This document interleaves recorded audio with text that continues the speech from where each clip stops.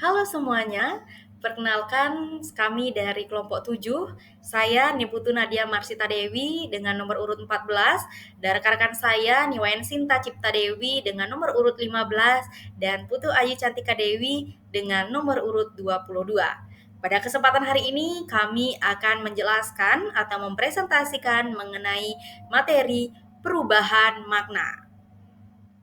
Baik rekan-rekan semuanya, pada pertemuan sebelumnya sudah dijelaskan bahwa makna secara sinkronik tidak dapat berubah-ubah, yang berarti secara diakronik makna dapat berubah-ubah. Nah, pada hari ini marilah kita bersama-sama belajar mengenai sebab-sebab perubahan pada makna. Yang pertama ada perubahan dalam ilmu dan teknologi. Teknologi dapat mengubah makna seiring dengan berjalannya waktu. Contohnya kata manuskrip. Dulu manuskrip berarti tulisan tangan. Namun saat ini manuskrip berarti naskah yang akan dicetak. Walaupun hampir tidak ada lagi naskah yang ditulis dengan tangan karena sudah ada mesin tulis atau mesin ketik. Yang kedua ada perkembangan sosial dan budaya. Contohnya ada kata saudara. Dulu saudara itu berarti seperut atau orang yang satu kandungan. Nah, pada saat ini saudara berarti orang sederajat atau berstatus sosial yang sama. Contoh lain ada pada kata sarjana. Dulu kata sarjana berarti orang pandai atau cendekiawan. Saat ini sarjana berarti orang yang lulus dari perguruan tinggi. Baik, selanjutnya yaitu yang ketiga, yaitu perbedaan bidang pemakaian. Pada kata menggarap, di bidang pertanian berarti mengerjakan sawah, tetapi di bidang lain kata menggarap ini bisa berarti mengerjakan sesuatu, menggarap skripsi, atau menggarap naskah drama. Nah, perluasan makna tersebut masih memiliki hubungan dengan makna asalnya karena digunakan secara metaforis. Oleh karena itu, perubahan makna tersebut termasuk dalam kategori polisemi, yaitu satu kata yang memiliki beberapa makna yang masih saling berkaitan. Yang keempat, perubahan makna karena adanya asosiasi. Asosiasi ada 4, yaitu ada asosiasi alat, seperti kata mencatut yang berasal dari alat catut. Dalam bidang pertukangan bermakna mencabut paku dengan mudah. Yang kedua ada asosiasi isi dan wadah, seperti kata amplop yang semulanya berarti sampul surat. Kemudian seiring berjalannya waktu bermakna uang sogokan karena amplop sering digunakan sebagai wadah uang. Kemudian yang ketiga ada asosiasi waktu, seperti perayaan 17 Agustus yang berarti perayaan Hari Proklamasi Kemerdekaan RI dan upacara 1 Oktober yang bermakna peringatan Hari Kesaktian Pancasila. Kemudian ada asosiasi tempat, seperti baru keluar dari Cipinang yang berarti keluar dari penjara, serta dikirim ke Grogol yang bermakna dikirim ke rumah sakit jiwa. Baik, selanjutnya yang kelima yaitu pertukaran tanggapan indera. Seperti contoh ada rasa pedas. Rasa pedas itu diidentifikasi oleh indera perasa yaitu pada lidah. Nah, di situasi lain ditanggap oleh alat indera pendengaran seperti dalam ujaran kata-katanya cukup pedas. Kemudian ada kata enak, itu juga diidentifikasi oleh indera perasa yaitu lidah, namun ditanggap oleh indera penglihatan seperti dalam ujaran warnanya enak dipandang. Nah, hal ini muncul karena beberapa sebab, antara lain kreativitas penutur dan asosiasi emosional antara pengalaman indera yang satu dengan yang lain. Kemudian yang keenam ada perbedaan tanggapan. Nah, pandangan hidup dan ukuran dalam norma kehidupan di dalam masyarakat membuat kata menjadi memiliki nilai rasa yang rendah atau disebut dengan peyoratif dan nilai rasa yang tinggi disebut dengan amelioratif. Nah, contohnya yaitu kata bini. Kata bini diidentifikasi dengan kata peyoratif karena dianggap memiliki nilai rasa yang rendah. Kemudian ada kata istri termasuk dalam kata amelioratif atau kata yang memiliki rasa tinggi. Nah, nilai rasa ini bersifat tidak tetap, sehingga perkembangan pandangan hidup yang biasanya sejalan dengan perkembangan budaya dapat memungkinkan terjadinya perubahan nilai rasa peyoratif atau ameratif sebuah kata. Baik, sebab yang selanjutnya yaitu adanya penyingkatan. Nah, penyingkatan ini terjadi karena kata atau ungkapan sering digunakan, sehingga penutur cenderung memakai bentuk yang lebih pendek dan praktis tanpa mengubah maknanya. Contoh, kata perpus yang disingkat untuk menyebut perpustakaan. Kemudian ada singkatan lab untuk menggantikan laboratorium. Nah, penyingkatan ini sebenarnya bukan termaksud peristiwa perubahan makna, karena maknanya tetap sama, yang berubah hanya bentuk katanya. Dari kata yang utuh atau panjang disingkat menjadi lebih pendek. Yang selanjutnya ada proses gramatikal. Nah, proses gramatikal ini terdiri dari tiga, yaitu ada afiksasi, kemudian reduplikasi, dan komposisi. Yang pertama afiksasi, contohnya itu kata jual menjadi menjual. Yang kedua reduplikasi, contohnya mobil menjadi mobil-mobilan. Dan yang ketiga komposisi, yaitu penggabungan kata dari kata rumah ditambah dengan kata sakit menjadi rumah sakit. Sebenarnya yang terjadi ini juga bukan perubahan makna, sama seperti penyingkatan, karena bentuk kata itu sudah berubah sebagai hasil proses gramatikal. Jadi tidaklah dapat dikatakan kalau dalam hal ini terjadi perubahan makna. Yang terjadi adalah proses gramatikal, dan proses gramatikal itulah yang melahirkan makna-makna gramatikal. Yang kesembilan ada pengembangan istilah. Nah, upaya dalam pengembangan atau pembentukan istilah baru adalah memanfaatkan kosakata bahasa Indonesia yang ada dengan jalan memberi makna baru. Contoh, kata papan yang dahulunya itu bermakna lempengan kayu besi, namun ketika mengalami pengembangan istilah menjadi yang memiliki makna perumahan.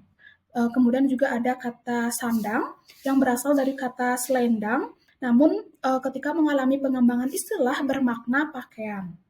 Yang ke-10 ada faktor psikologis. Nah, faktor ini disebabkan oleh keadaan psikologis seperti rasa takut, marah, dan menjaga perasaan.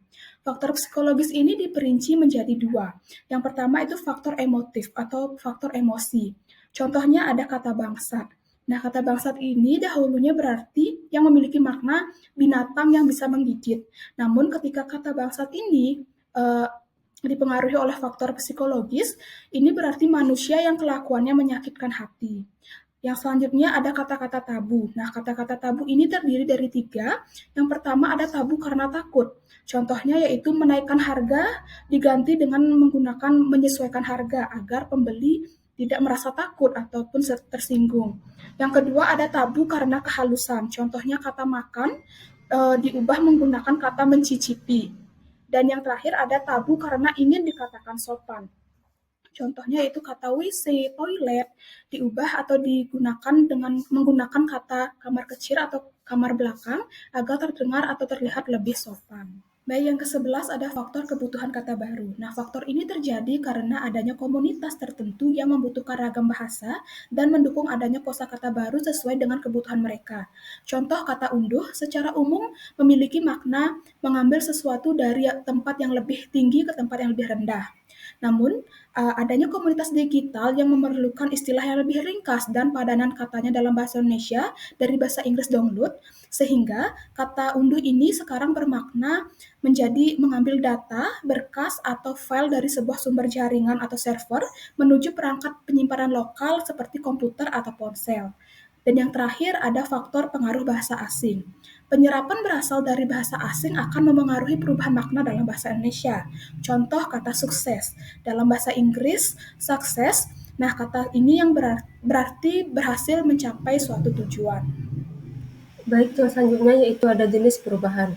Yang pertama ada meluas, seperti contoh kata saudara yang berarti seperut atau sekandungan.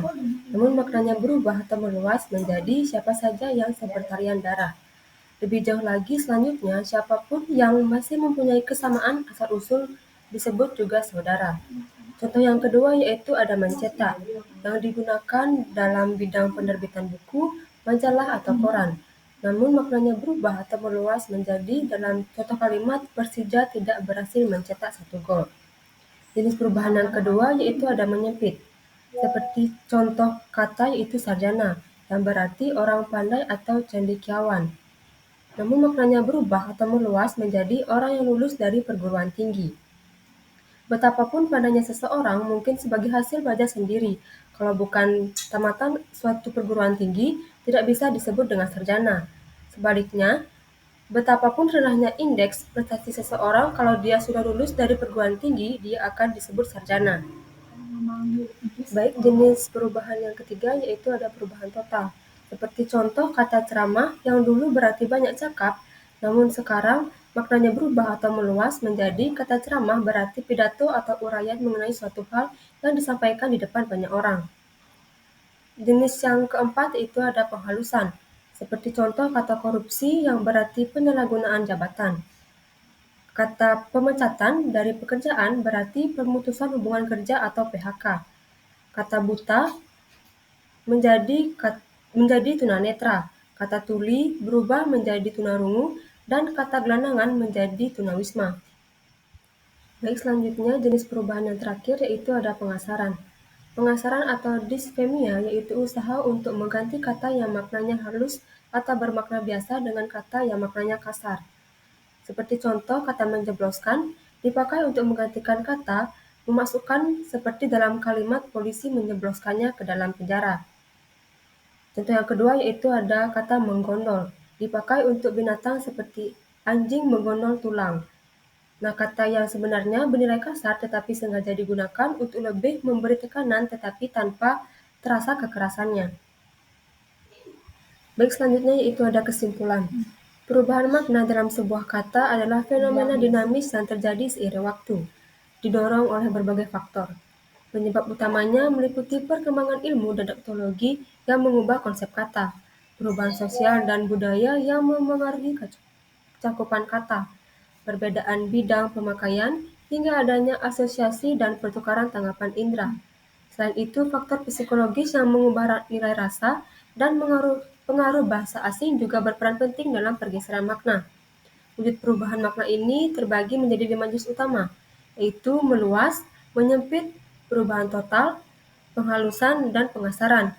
Perlu dicatat bahwa proses gramatikal dan penyingkatan, meski mengubah bentuk kata, lebih menghasilkan makna gramatikal baru ketimbang perubahan makna leksikal murni. Baik, demikianlah presentasi dan penjelasan dari kelompok kami. Mohon maaf apabila terdapat kekurangan dan kesalahan. Terima kasih semuanya.